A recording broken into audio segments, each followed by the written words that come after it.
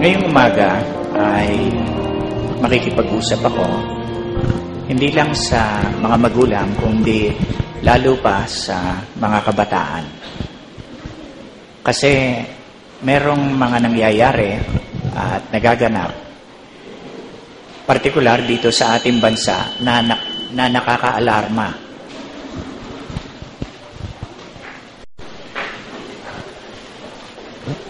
Ito po ay August 28. Okay, August 28, Sunday. Binigay ito sa akin ni Kathy. At ito naman ay noong September 16. Binigay din ito sa akin ni Kathy para basahin. Ganon kami sa bahay. Pagkatapos, ito naman po, Saturday, July 16, binigay ko ito sa sarili ko. Nakita ko ito. At pinagupit ko, sinabit ni Ate Babes doon sa pinagsasabitan namin ng mga ilang dokumento para wag makalimutan. Ngayon, bakit ba narito ito sa harapan ko ngayon? Nakalagay dito, The Age of Lost Innocence. Ang panahon ng pagkawala ng lisya sa tao, sa mga kabataan. Sabi rito, tayong mga Pilipino na nakatira dito sa Western Pacific region, ang ibig sabihin, kagaya nung Marshall Islands, Papua New Guinea, at saka yung Lao People's Republic, tayo sa Pilipinas, number 5 ang Pilipinas sa pagkakaroon ng maraming pagbubuntes sa teenagers. Sipin po niyo yun. No? Ilan ang teenagers dito? Very good. Taas nyo, kayo mahihiya. Wow, sarap maging teenager. Kala nyo, kung maibabalik ko lang ulit yun. Tignan ko nga ho. Tignan ko, mga teenagers. Ikinahihiya ba nyo pagka teenager nyo? Okay. Ilan ang tatang-ager? Okay. Salamat, mga teenagers. Pinagpipray ko, sana nga ay maraming dumalo na mga teenagers. Dito sa newspaper na to, pinangalan ng sumulat ng artikulong ito ang isang bata na ngayon ay 16 siya. Pinangalan siya na Faith. Kasama ng kanyang 5 kaibigan. High school sila. Nagkasundo si Faith at ang kanyang 5 kaibigan, puro babae, na kahit ano mangyari, hindi sila magkakahiwalay. Magiging magkasama sila. They will stick together. No. Kahit ano mangyari.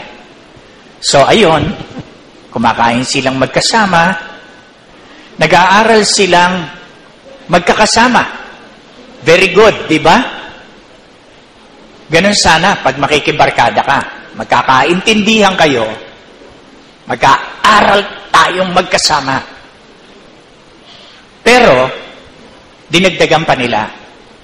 Nagkaintindihan din sila na pagka ang isa'y uminom ng alak, lahat sila iinom. Kaya, they got drunk together. Tapos, eto pa, nakalagay dito, they even got pregnant one after the other. Nagpabuntis sila isa-isa. Dahil kapag ka hindi ka buntis, puwera ka na sa samahan.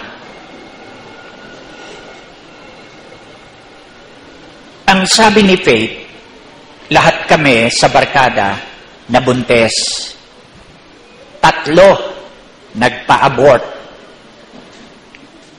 Naintindihan po natin yon, krimen yon.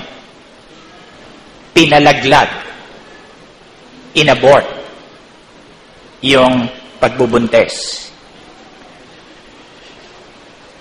Kasama ako, sabi niya. Yung 3, 6 sila kasama ako, nagtuloy, hindi nila abort. Pero, nung buntis siya ng 3 buwan, si Faith, sinubukan niyang ipa-abort, ipalaglag ang kanyang baby. Dahil yun ang udyok ng iba niyang kaibigan. Pero, hindi na ma-abort yung baby. 16 years old si Faith. Ngayon po, ang pagbubuntis sa mga teenagers, ayon sa World Health Organization, napakataas dito sa Pilipinas. 26% ng mga Pilipina na 15 to 25 years old ay nagkaroon na ng karanasang makipagtalik, makipag-sex. Ang ibang mga magulang walang kaalam-alam, kamalay-malay, nawala na ang edad ng innocence ng kanilang anak. Ilan sa inyo teenager dito nakipag-sex na kayo?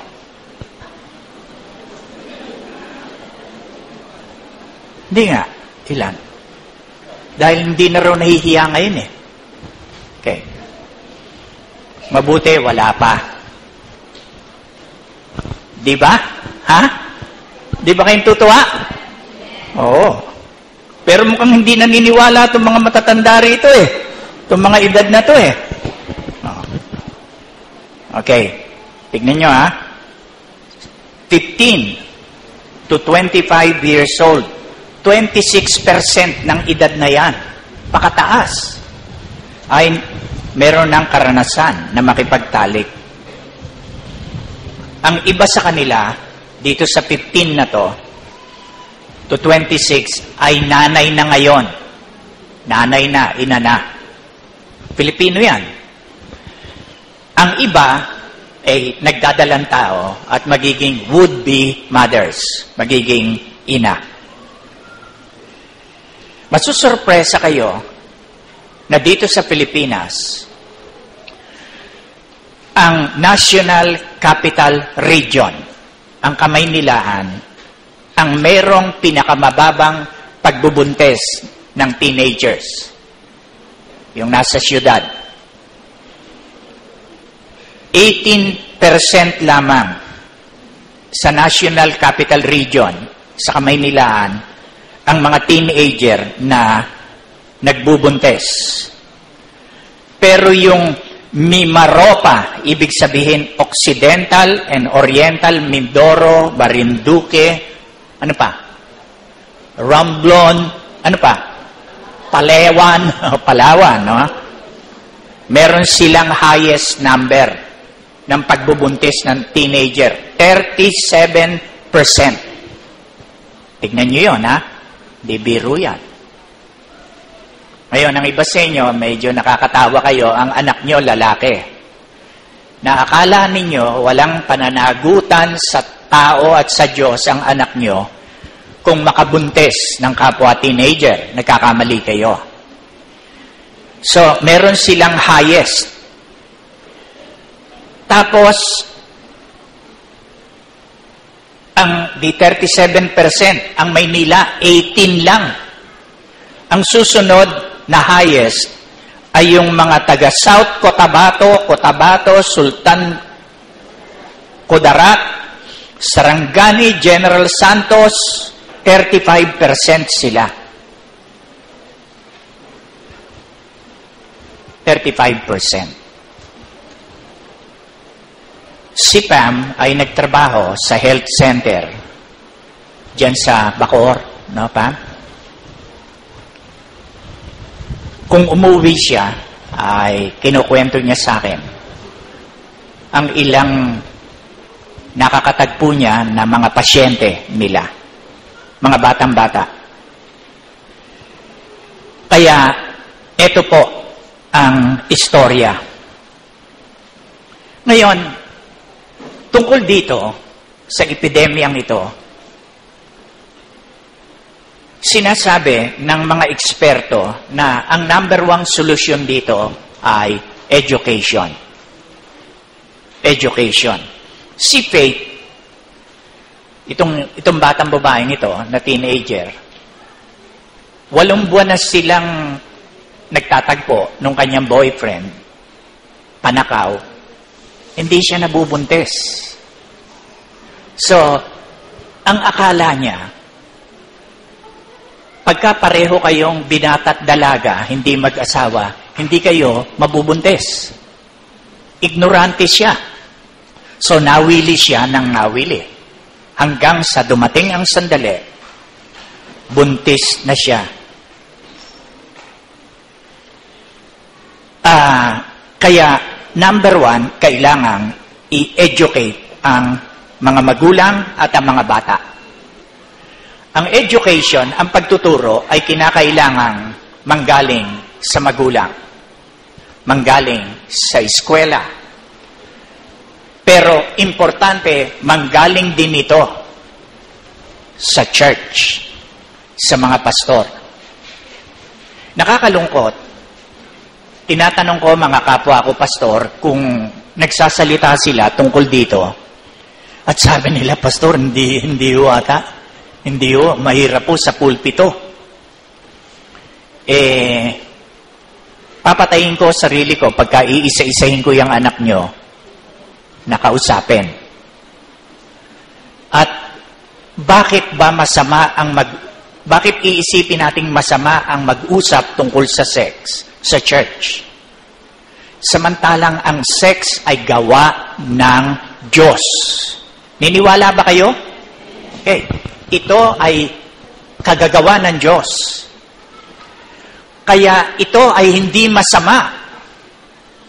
Hindi ito evil. Hindi ito wrong. Ito ay beautiful. Maganda to. Itong ginawa ng Diyos. Pero, itong magandang ginawa ng Diyos na ito, binaboy ng tao. Ginawa ng tao na pangit. Kaya ngayon, pagka binanggit na ang tungkol sa sex, konektado na to sa something sinful. Nakukonekta na yung sex sa masama, sa kasalanan. Hindi naman ganon. Hindi ginawa ito ng Diyos na masama at kasalanan. Pero kailangang maintindihan natin ito. Ngayon po, isa pa, ito po nakalagay, July 16, Saturday, sa Daily Inquirer. Nakalagay, more Pinoys prefer live-in than marriage. Ang mga Pilipino ay naniniwala na ngayon at kanilang pinipili na mag-live-in na lang kaysa sa magpakasal, marriage. Kaya, sa kasalukuyan, ang Bureau of Census natin ay nababahala dahil ang dami-dami na ngayong magkapareha na hindi kasal ang nag-i-start ng kanilang family, nagkakaanak. Nakalagay dito, more than 37% of the 1.78 million babies born in Asia's Roman Catholic outpost. Ang mga ipinanganak, 1.78 million babies na pinanganak dito sa bansa natin noong 2008 had an unmarried mother. Ang nanay ng mga batang yon hindi kasal. Hindi mag-asawa ang kanilang mga magulang. Ibig sabihin nun, tumaas ng 12.5% ang mga nagsasama na hindi mag-asawa. Kaya sabi rito, ito'y sampal sa muka ng isang bansang ang Katoliko ay hindi pumapayag na ang magsama ang hindi mag-asawa. Ngayon po, nakalagay dito, hindi naman mahal ang magpakasal. Hindi naman mahal. Liban na lang kung gusto mong bonggang-bongga. Pero kumuha ka lang ng lisensya at maikakasal kita. Pero siyempre, hindi kita basta-basta ikakasal. Maski gaano ka bongga, mag-uusap muna tayo. Ngayon, sa bansa natin, bawat 8 sa 10 Pilipino ay Katoliko. Bawat 8, 10. Bawat 10, 8 ang Katoliko.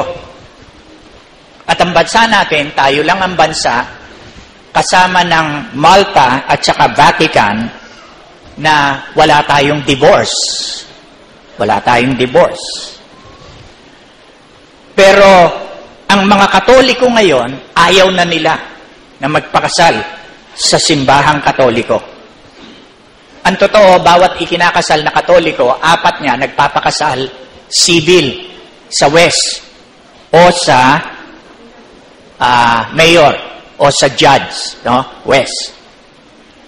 Sabi nila, obsolete na, pase na.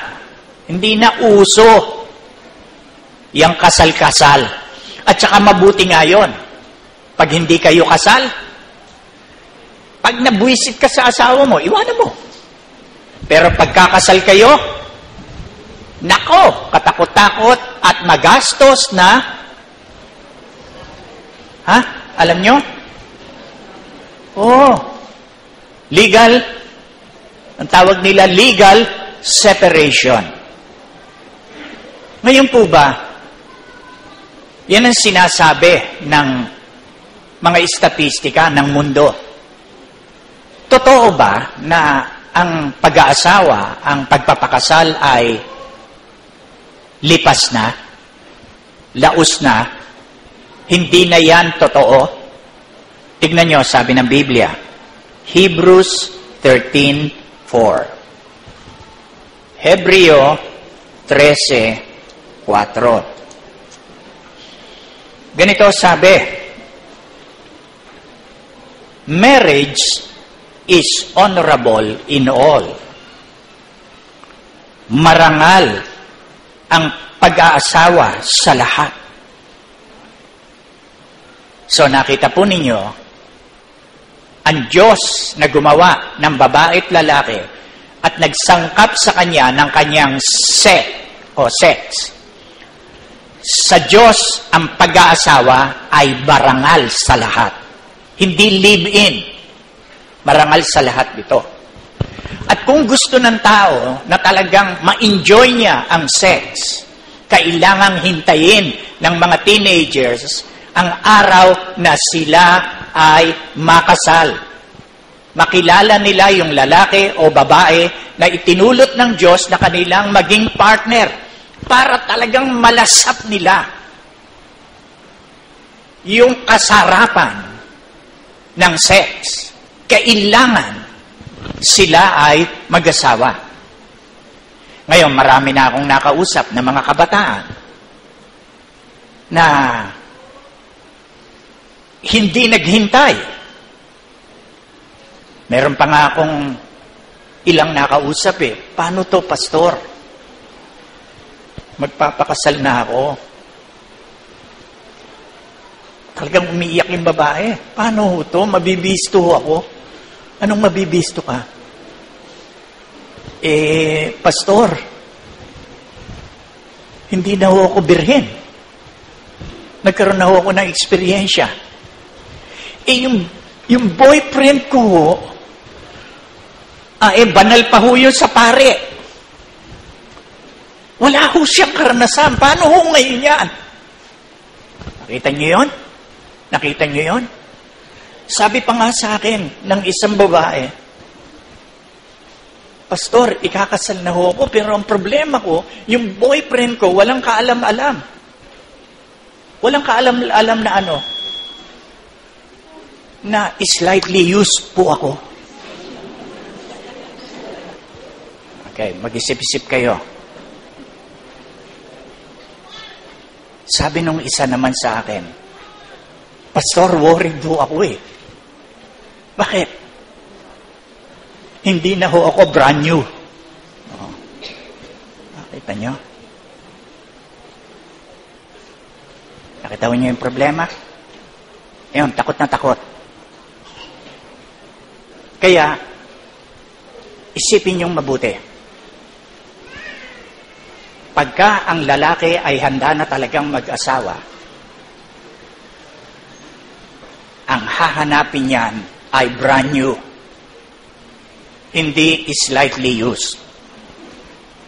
O overuse. No. Hindi. Okay, masyado ba akong, prangka? Ha? Gusto niyong tumigil na ako, umuwi na kayo? Okay. Gusto ko nga sana mga kabataan ang nasa harapan ko eh. So, ayun po, sabi ng salita ng Diyos, marriage is honorable in all. Tignan pa natin ulit ang Hebrews 13. Marriage is honorable in all. Tapos, and the bed undefiled. At huwag magkadungis ang higaan. Tanyo, no ha? Tingnan nyo yung pagkakahanay ng Diyos. Marriage muna, bago ano? Bago higaan. Bago bed. Oh, walang ano. Mabuti. Natutuwa ako sa mga young people na tumatawa, nakukuha nila. Marriage muna, bago bed. Ngayon,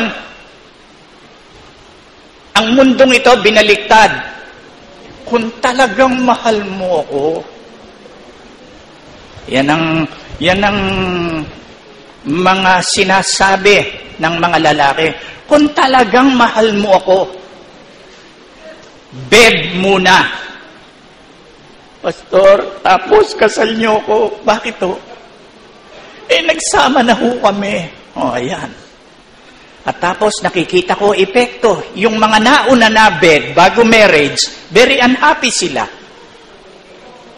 Mga kabataan, nangangarap kayo ng honeymoon. Kung nagsiping na kayo, ano pa honeymoon? Ha? Nakita nyo, wala nang honeymoon. Nag-honeymoon na muna kayo. Tingnan nyo ngayon, ha? Sabi pa rito, the bed undefiled, but whoremongers and adulterers, God will judge, sapagkat ang mga mapakiapid at ang mga mangangalo niya ay pawang hahatulan ng Diyos. Ano ba yung mapakiapid? Yung whoremongers. Ano ang mapakiapid? Ang ibig sabihin ng pakikiapid, ganito. Pagka ang isang lalaki at isang babae, teenager or lola ager,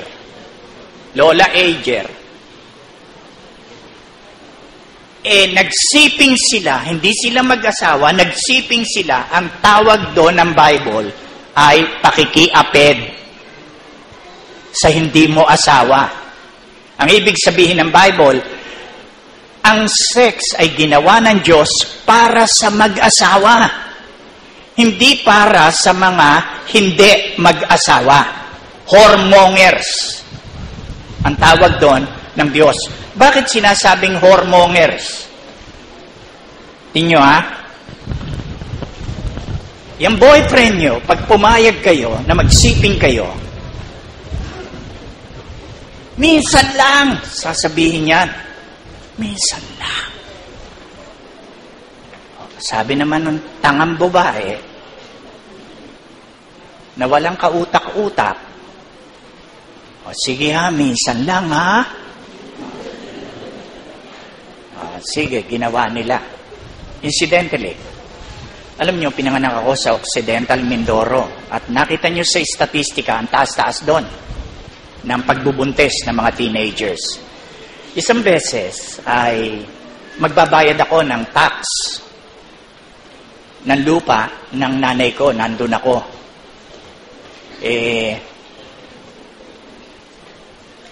Nag-check-in ako sa hotel. Naku, inaayos na mabuti. Nililinis. Sabi sa akin, sir, pasensya na ho kayo. Kasi ho, alam nyo, nung isang araw, nung 14 ay Valentine's Day. Ngayon, 16 ho. Punong-puno ho kami ng mga short-timers. Ayun, nakatingin lang ako. Sabi ko, ganun ba kalakas dito sa Mindoro? Hindi ho, Valentine's Day. At sir, baka akala ho ninyo matatanda, mga lolo't lola ang nagpasukan dito at nag-Valentine dito. Hindi ho, mga high school student. Pagka-check-in ng 2 hours, may kapalit na naman. Siyak na siyak ako. Kaya ngayon, alam ko, yung sinasabi doon sa statistika ay totoo. Okay, balikan natin ngayon. Pag nakisama ka, nagsiping kayo, ang tawag dyan ay pakikiapid. Sasabihin ng iba, so what? Kung ako'y nakiapid. Merong ano yan, may balik yan. Tignan nyo Dito sa binigay sa akin ni Cathy, did you know, a total of 290 Filipino youth aged 15 to 24 years old were recorded HIV positive from January to June 2011. January 2011 to June 2011. In June alone, 59 cases of HIV in the same age bracket were recorded by the department. Bakit ko binasa yan? Pagka ikaw ay gumawa ng pakikipagtalik, na hindi kayo mag-asawa, may parusa yan At ito ang isang parusa. Dati noon, magkakabidi ka, gonorrhea, syphilis, natuklasan ng tao, 10 tableta lang ng penicillin, galing na yung tulo, galing na yung syphilis, yung gonorrhea. Yung aking anak na nurse gumaganon, di ba pa? Hindi na ngayon? Bakit? Lumakas yung syphilis tsaka gonorrhea? Hindi, nagdi-develop yan. Ngayon, hanggang ngayon, wala pang matuklasang invento, gamot para sa AIDS. Ano ba pa yung HIV? Hindi ko natanong sa iyo Human immunodeficiency virus. Ano ibig sabihin nun? Yung immune system natin, yung gumagawa ng immunity ng katawan natin, yung CD4 cells or T4 cells, yun ang ina-attack ng virus. So, pag inattack siya ng virus at kumonte siya, I think 240 below, magkakasakit ka ng magkakasakit. Yung simpleng sipon, pwedeng mauwi sa pneumonia, and then, pwedeng ikamatay ng pasyente. Pag bumaba na yung immune system ng pasyente, doon na siya tinatawag na AIDS, Acquired Immunodeficiency Syndrome. Okay, salamat. So, ayun, papatayin yung immune system mo. Tatakakahihina katawan mo. So, pagka nakipagtalik ka, isa yan sa panganib na aabutin mo. At pagkatapos, ayun na nga, magkakaroon ka na ng AIDS, Yun ang final, At kahit nakasinlaki ka ng higante, walang wala dyan, walang kaligtas-ligtas. Kaya, sasabihin ng iba, ikaw ko naman nakipag-sex, kami lang dalawa, walang ibang nasasaktan. Okay. Kung malaman ng nanay mo at tatay mo ang ginagawa mo, hindi ba sila masasaktan? Pakisabi mo nga sa akin. pagdating ng araw na ikaw ay nanay na at tatay na at nalaman mo anak mo 12 anyos, 13 anyos, nakikipag-sex na, hindi ka ba masasaktan? Kaya mag-isip kayo, young people. Ang mga bata sa Amerika matatalino. Siguro din dito, tuturuan ko kayo. Sabi nung nanay sa kanyang anak, "Anak, nakikiusap ako sa iyo." Binabawalan siya, don't go to bed with your boyfriend. Huwag kang sasama sa higaan sa iyong boyfriend. Makakasama sa iyan.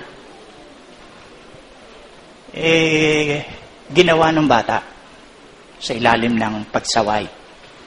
Galit na galit yung magulang. Yung bata at ang kanyang boyfriend nagpunta sa City Hall. Chinek niya kung kailan kinasal ang nanay niya at tatay niya. Nagulat siya. Lumalabas, kung totoo yung nasa record at totoo yun, di 5 buwan pa lang sa tiyan ng nanay niya siya, lumabas na. Hindi full 9 months siya. So, yung pala, ang nanay at tatay niya, ginawa na siya bago pa sila nakasal. Kaya galit na galit yung bata.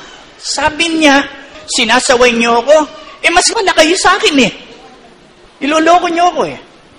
So, tatandaan niyo yun, mga kabataan. Tatandaan niyo yun, mga kabataan. Darating ng araw, check upin ng inyong anak.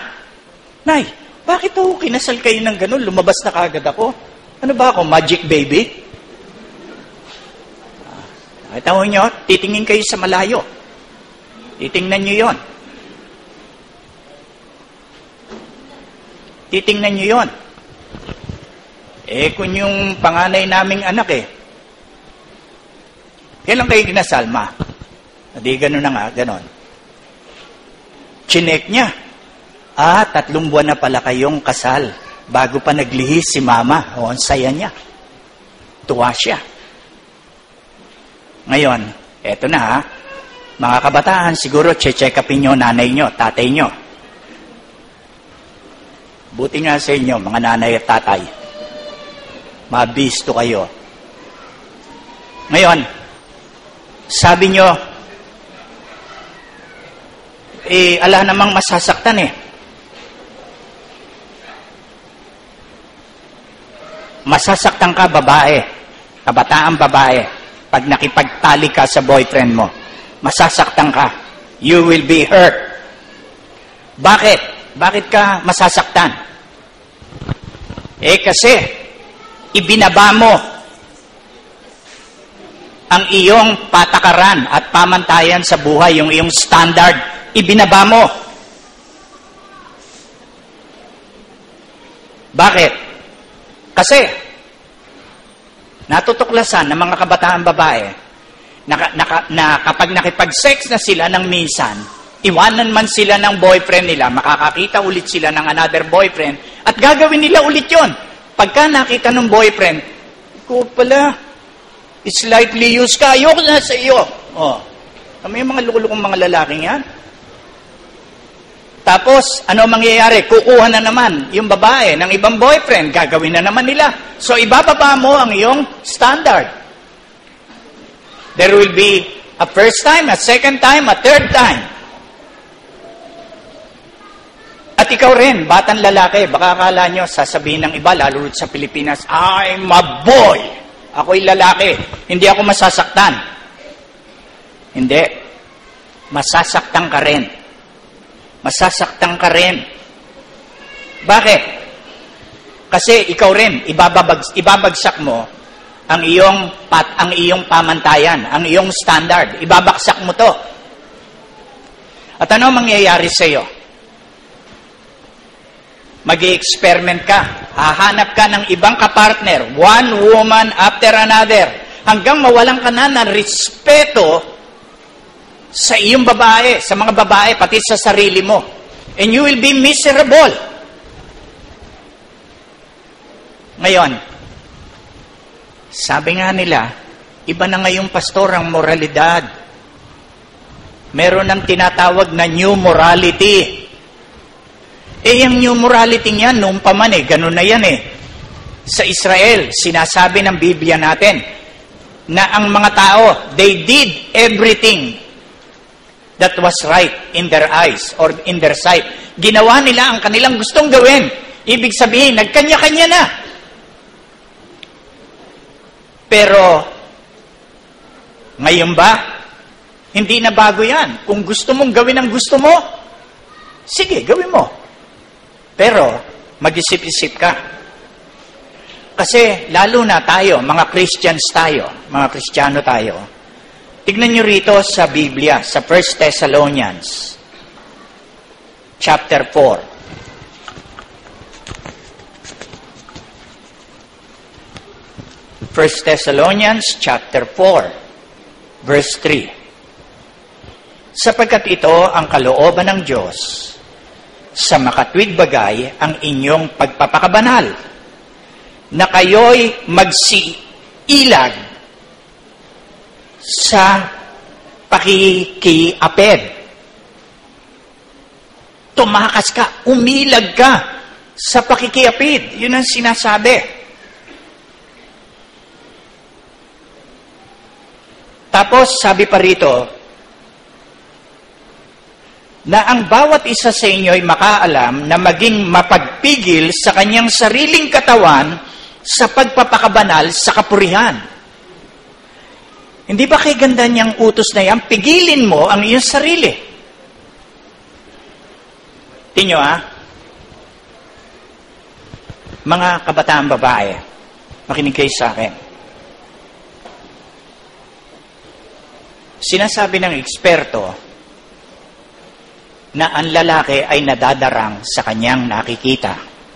Sa kanyang nakikita, nadadarang siya.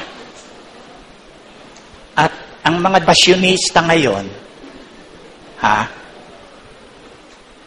inilalabas ang katawan ng babae. Tapos, ang mga dibdib, para na lang, kailangan na lang lagyan ng plaster di ba? Labas talaga Tapos sasama ka sa sine, sa boyfriend mo, ganun ang suot mo. Hindi manonood ng sine yung boyfriend mo. Oo, ikaw ang Kaya, mga babae, Kristiyano kayo. Pag-ingatan niyong mabuti sarili niyo. Huwag niyong ilabas ang inyong katawan. Ang iba naman, di nga nilalabas ang katawan, hakab naman sa katawan yung... tinuturuan ko kayo para maligtas kayo. Alam ba niyo, mga kabataan babae, it only takes 15 minutes. 15 minuto lamang para sirain ang inyong buong buhay. Pag naiisip ko yun, nakakaiyak It only takes 15 minutes. Sa isang kwarto, sa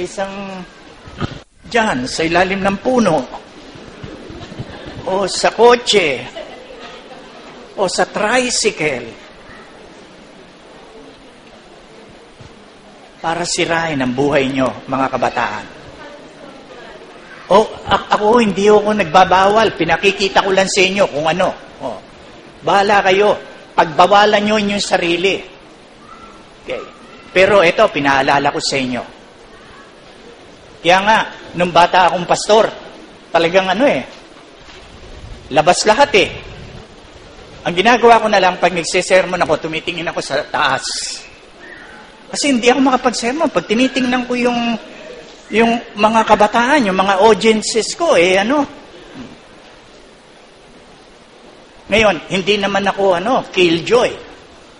Nung dumating ako rito sa Cavite, talagang, grabe rito dahil American City ito. Grabe. Pupunta kami ni Ate Babes niyo sa party. Tinatanong kung ang napangasawa ko, madre. Dahil haba ng damit, haba ng buhok. Okay. Sabi ko, babes, babaguhin natin ng konti itsura mo. Kasi nagiging mukha tayo rito wala sa lugar eh. Sabi ng ating Bible, you are the light of the world. Ang ibig sabihin ng light, matino, katinuan. Katinuan ng pag-iisip. Maliwanag ang isip ng taong yan. Ibig sabihin matino. So sa pananamit, ano matino? So sabi ko kay ate babies nyo, ano katinuan? Pagka naman talaga naisipan ng mga pasyonista na pahabain, sobra naman ang haba. Gusto balutin na, kay init-init dito. Gagawin kang mami. So sabi ko, punta ka ulit sa mananahin mo, sabihin mo, ang damit mo above the knee.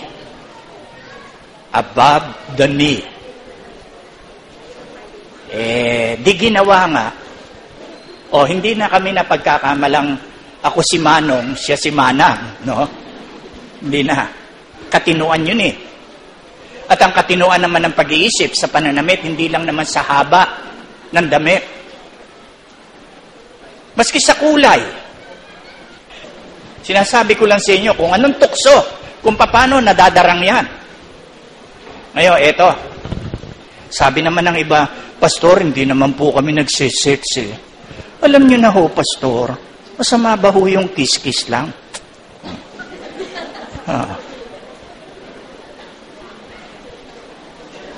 Okay.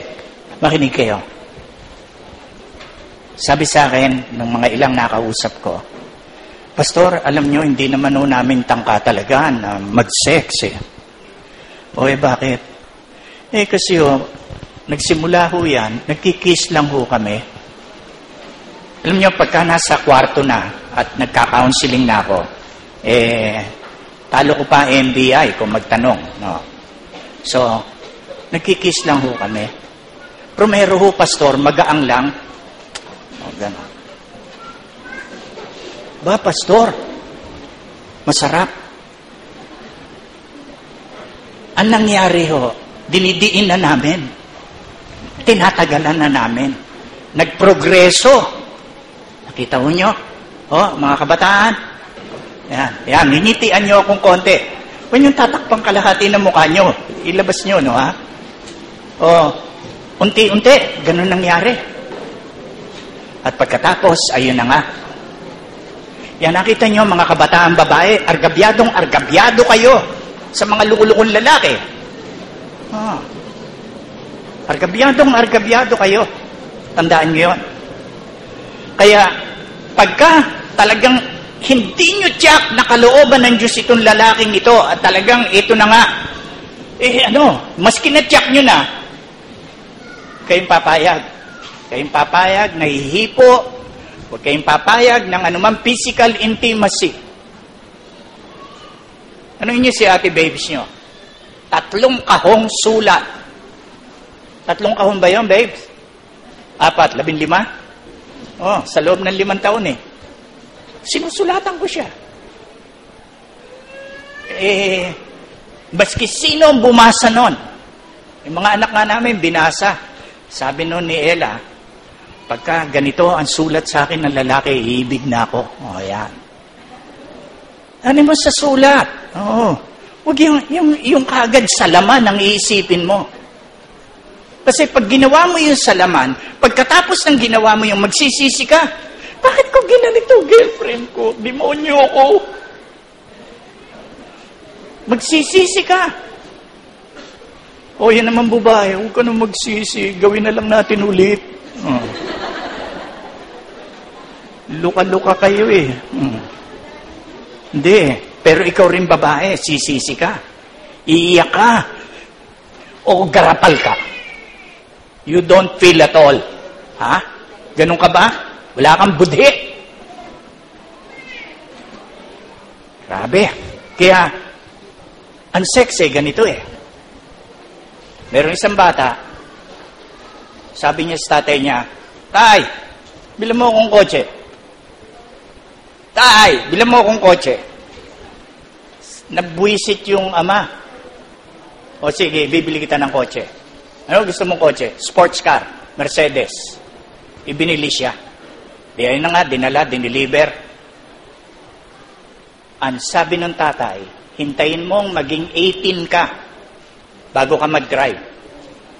Kung gusto mong drive-in yan, dito lamang, labas-pasok sa garahe natin. Labas, sige, dyan lang. So, eto si Boy. Kung bakit naman ganun yung tatay. Ang tatay, maraming kwarta, nakakabili ng kotse, pero hindi marami utak. Hindi, bakit mo bibilan ng anak mo? Paghihintayin mo pa maging 18. So, ginawa ng bata, ayun, atras-abante lang siya doon sa kanyang sa garahe nila. Tapos, araw-araw, punas siya ng punas doon sa kotse. Tapos, sabi niya sa tatay niya, Tay, pwede ba i-revolusyon ko makina araw-araw para wag masira to? So, ayun siya, nire-revolusyon niya makina. Pero araw-araw, kare-revolusyon niya nung makina, gusto na niyang ilabas yung makina, yung kotse, papalabas. So, sang araw nga, binuksan niya gate, tinatakbo niya kotse. Wala tatay niya. Paglabas niya, sumalpok. Giba yung kotse niya. Ganyan din, mga boys and girls, mga teenagers. Go ahead. Ayan yung girlfriend nyo. Sige, i-rub mo ng i-rub, parang kotse. Sige. Tapos, hindi ka na lang nasyahan sa pagra-rub, i-revolusyon mo yung makina. Naunawaan nyo, ibig ko sabihin, i-arouse mo yung iyong girl. At ano ang mangyayari? Then, you will find yourself going all the way.